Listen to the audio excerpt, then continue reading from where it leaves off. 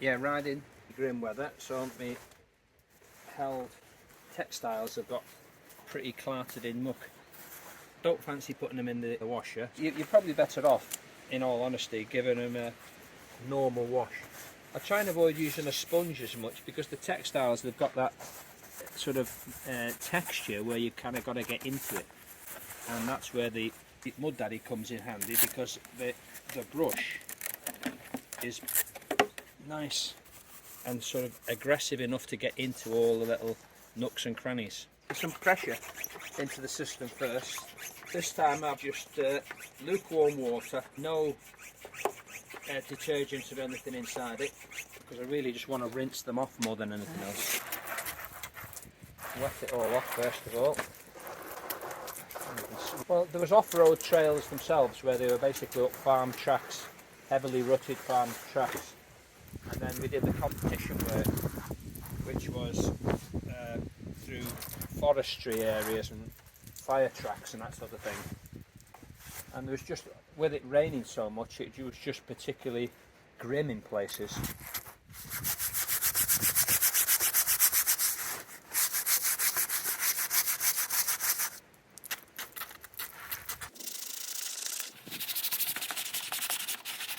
Well, just because I want to get into the material itself, into all the texture of it all.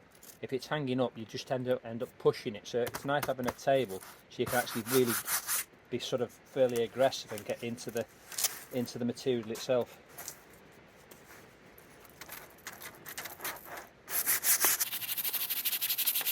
The pressure from the water here just gets lots of fresh water, lots of clean fresh water. But if you go in and out of a bucket, you start off with clean water, and before you finish you're putting dirty water on. So this is clean water every application. Our pressure wash is far too aggressive. You try and be as systematic as you can, because when it's wet it kind of hides what's dirty and what isn't. So you need to sort of try and figure out what parts of it you've done. So as I said, be systematic so that everything gets covered. It's important that you get the Velcro really clean, because the way it works, all the little hairs hook on, and if the hairs are full of debris, they don't hook on anymore, so it effectively becomes redundant. It's the brush, I think, which the real thing to think about in this material. But what you also need is plenty of fresh, clean water. Because if I was using this out of a bucket now, it would be dirty water. I'm putting it onto a dirty product instead of clean water, helping to wash it off.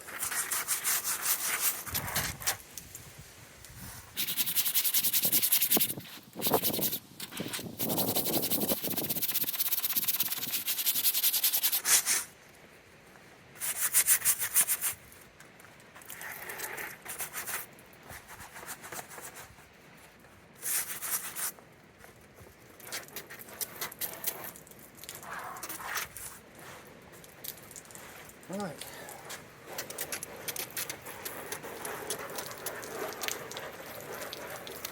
And this, of course, where you couldn't do with a bucket and sponge,